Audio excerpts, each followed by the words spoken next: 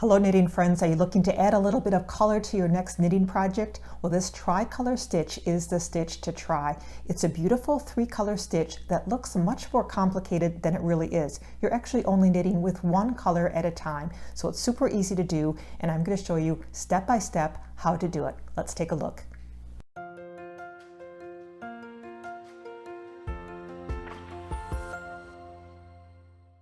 This tri-color stitch will work with any weight of yarn. I did a nice worsted weight yarn for this first swatch here. Then I bumped it up to a bulkier weight yarn, much more bolder effect on this for these colors. But so you can really work with any weight of yarn. Just make sure that your needle size is about 1 or 2 needle size greater than what is recommended for the weight of yarn that you are using. It is quite a dense stitch, so you don't want it to be too tight and too dense. You want still to have a nice little drape to it. So just make sure that your needle size is a little bit larger than what is recommended for your yarn. All right, for my swatch today, I am using a worsted weight yarn, and I'm going to be using a size US 8 needle. Now I'm going to show you instructions on how to knit this stitch flat. It's actually a little bit more complicated than knitting this stitch in the round, but I will have directions for how to do it in the round in the description below. So if you're interested in using it for something like a hat that you're knitting in the round for, you can easily follow those directions in the description below the title of the video. Okay, I've got 3 colors here. I've got a color A, B, and C. We're going to start with casting on with color A, and you're going to want to make sure that you cast on an odd number of stitches with color A. I'm just going to be using the long tail method to cast on. If you need a refresher on that method, there'll be a link in the upper right hand corner you can click on and just refresh on how to do that. But using the long tail cast on, let's cast on an odd number of stitches. All right, that's 13 stitches. That'll be good to just for our little demonstration here. So now let's start with turning our work here. And we're going to start with row number 1, which is going to be the right side row. We're going to continue with color A for this row number 1 before we switch to another color. So let's start row number 1, the right side row, with a knit stitch. So just knit your first stitch. And for the second stitch, we are going to do a slip stitch, but we want to make sure that our yarn is in the front while we're doing this slip stitch. We're going to slip it purlwise, so just as if you would purl it, just slipping it from one needle to the next, but make sure your yarn is laid in front of your work as you do that slip stitch. Now we'll put our yarn to the back again to prepare for the knit stitch. Yarn in front to slip, in the back to knit. Front to slip, back to knit.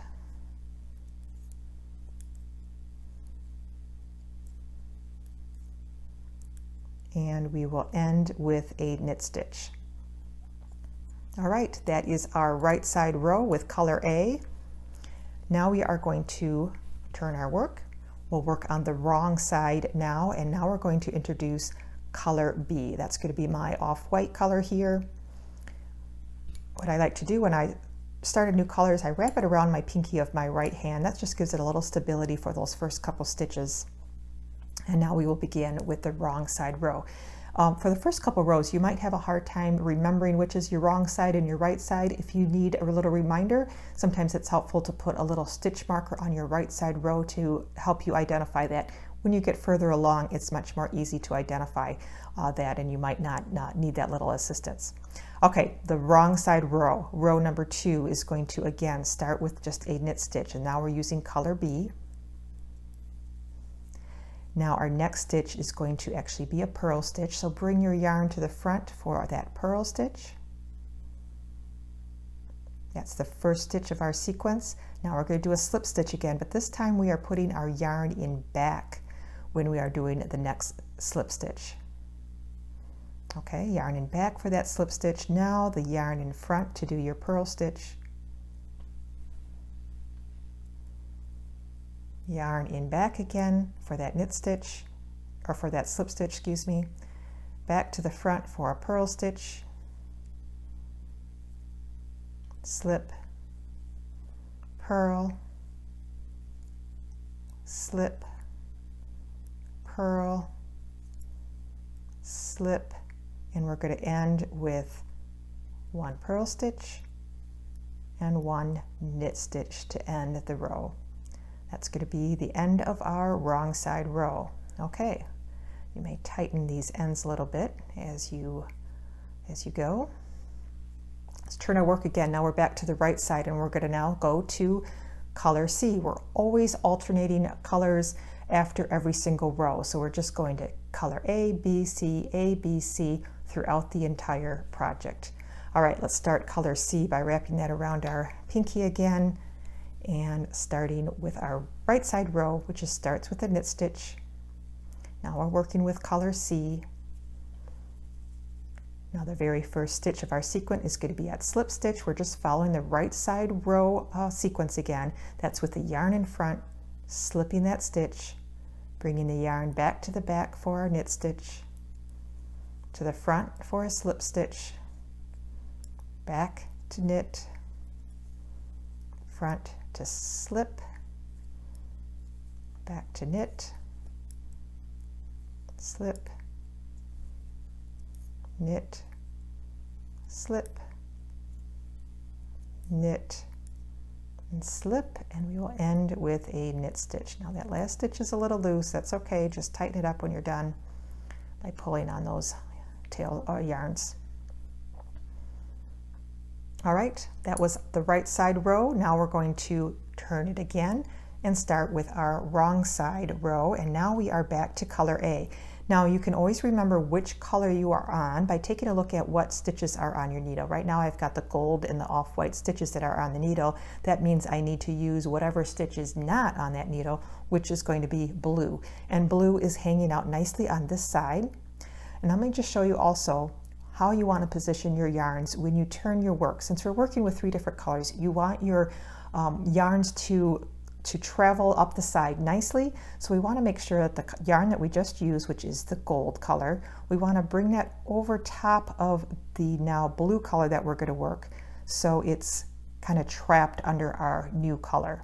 That's what you want to do at the start of every single row, making sure that the previous color is laying on top, and you start to work your new color coming over and trapping that old yarn. So now we're on the wrong side row again, but we are going to start this row with a knit stitch. We're working back to color A again, and we will start our stitch sequence with a purl stitch, then with the yarn in back, the slip stitch, yarn in front, purl, in the back, slip, front, purl, back, slip, front, purl,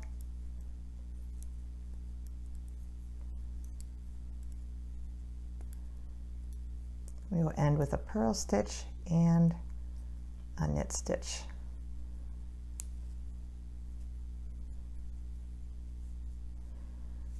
All right, now we'll turn it again and go to our right side. Now you can see that I have blue and gold on my needle, so my next color I know is going to be the white color. I just got done working with this blue color, so we want to make sure that that is laying to the left here, and I pick up my new color, which is the off-white, and make sure I'm trapping that underneath, trapping that blue color underneath the off-white color when I start to knit. Now we're back on the right side row again, so we're going to knit our first stitch, slip that first stitch of our sequence with the yarn in front, put the yarn in back to knit,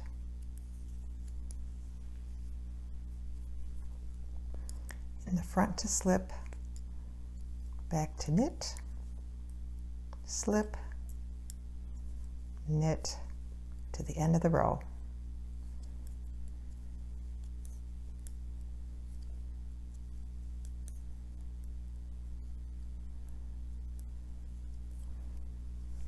All right, let's do the wrong side row together one more time with our color C.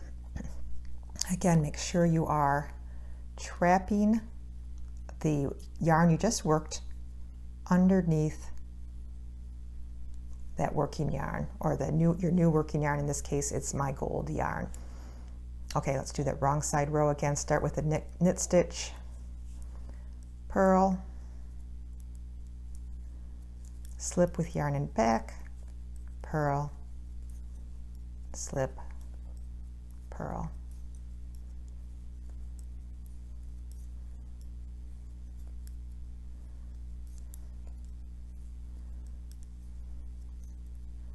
And end with the knit stitch. Okay, so this is that beautiful tricolor stitch. It is a nice dense fabric. It really works well for flat pieces that you want a little bit more denser, like hot pads or maybe placemats or anything flat. It will work nicely as well in the round for a hat. Again, I've got instructions on how to knit this stitch in the round in the description below. It's just a little bit different. It's actually much more simple. I hope you give this stitch a try, give a little bit extra color into your finished projects. If you like this video, please give me a thumbs up. Don't forget to subscribe to receive videos all about knitting tips and tutorials. I also do crochet videos as well. Thanks for watching, everybody. Happy knitting.